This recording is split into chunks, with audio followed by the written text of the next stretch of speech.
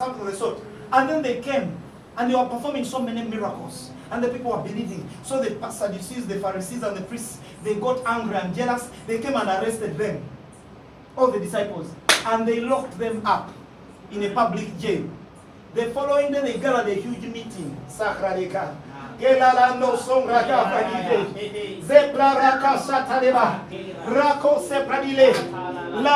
know, they were preaching on the streets. You know why they were preaching on the streets? Because they were not allowed to enter the temple to preach there. So they were on the streets. So they get them and arrest them.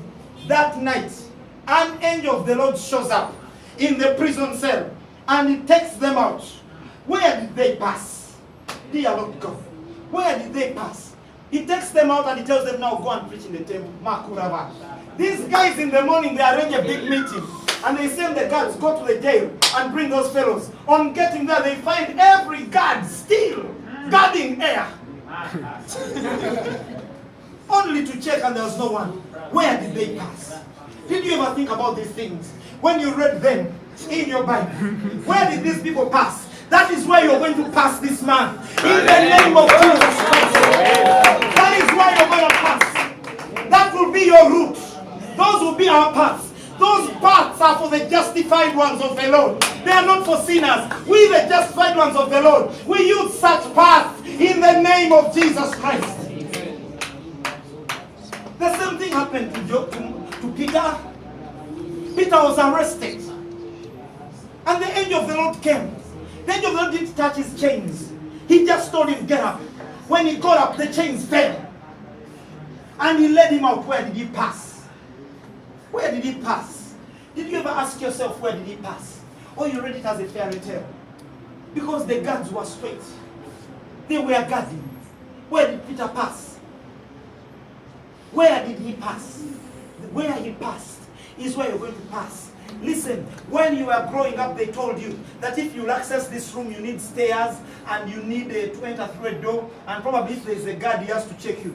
Brothers and sisters, there was a city called Azotus. Azotus means fortified. It was a hidden city that didn't know the Lord. And God wanted the gospel to get there. And if he sent his disciple, he would not be let in. He called away Philip.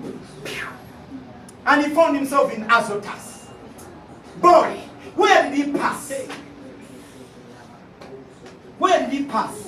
This month of June, in the name of Jesus, wherever you thought you were held up, or wherever you thought you wanted to go, but you didn't know how to get there.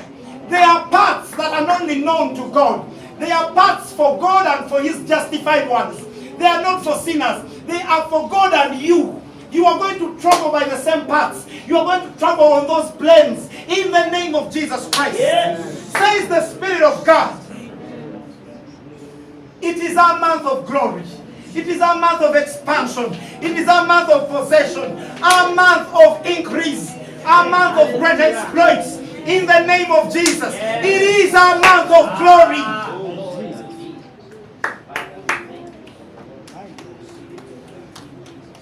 Let me end this before I invite the prophet. 2 Corinthians 3:18. Open. That one you have to open it. You will travel by the same paths and you'll get to destiny. Amen. It doesn't matter. Listen, when Jesus had been glorified, whether there was a wall or a door or there was nothing, it made no difference. He was glorified. It is a transcendent life. It's a life that transcends the blessing. Everything that is seen was made by the unseen. So if you dwell in the realm of the unseen, then that which is seen will not see you. You will pass. That which is seen cannot catch the spirit. Glory to God. 3:18, 2 Corinthians. Yes, can we read 3 and go? But we all, with open face, beholding glass, changed into the same image from glory to glory, even as by the Spirit of the Lord. 3 and go again and louder. Amen. In this month of glory.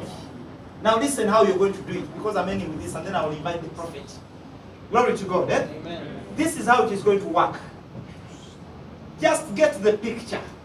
Are you hearing? Of the glory you want to walk into. Are you getting it?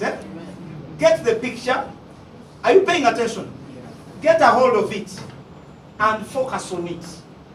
He says that's the principle of transformation. For we in the meantime behold in a glass as the glory of the Lord as in the glass, right? As we continue beholding that glory, we are transformed into the same image from glory to glory. Are you getting the picture? Now, this is the reason actually why you thought you cannot make it. Because you thought more of how it will work than actually getting there. Do you realize that? It's not for you to answer me, but you can even see it in your hearts. You were like, okay, I want to become the manager next season, but how will it work? Who will favor me? That's where the problem was. Open Ecclesiastes, and I show you how it works. We shall not sow. These are principles. This is a man who was so wise. Listen, he says, he that observes the wind shall not sow, and he that regards the clouds shall not reap. That means if all you have been seeing are all the reasons why the thing can't be, you will not get there. You will not get there. You won't even launch out a step of faith. Hallelujah. Amen. Now he gives you a new way to think. Let's follow on verse 5. Hallelujah. He says, but as you don't know what is the way of the Spirit, that way I asked you, how did they leave the prison cell? How did Jesus get into the room? Glory to God. Amen. And remember the Bible says, he didn't do it once, he did it twice. The first time Thomas was not there. Then later on they told Thomas, the master came, he said, are you for real? As he was still doubting, he appeared again. They didn't see him walking through the door, but suddenly he appeared. Suddenly you walk into that business. Suddenly you walk into that job. In the name of Jesus Christ. Suddenly you walk into that marriage. In the name of Jesus Christ. Suddenly that project works out. In the name of Jesus. Man of God, come and I pray for you. Just bring your hands. I want to pray for all your projects. Because there is a special anointing in this place. Father, I thank you in the name of Jesus Christ.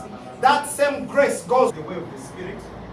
Know how bones do grow in the womb of her that is with a child. Are you following?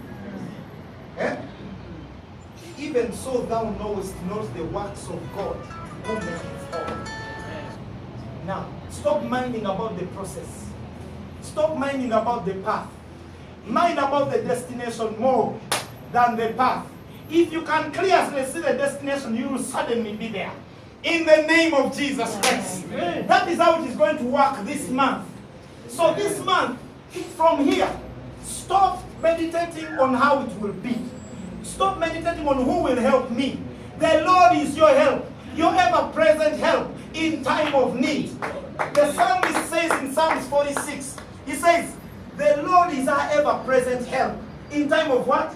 Need. I love that psalm so much. Because he continues to say that even if the earth be removed, he says we will not be afraid. Listen, earth is what you stand on. He says even if you remove it, I will not be afraid. This man, it doesn't matter that there is no ground to stand on. I will not be afraid because I'll suddenly get it. As long as you're still thinking about how it will happen, you're still coming.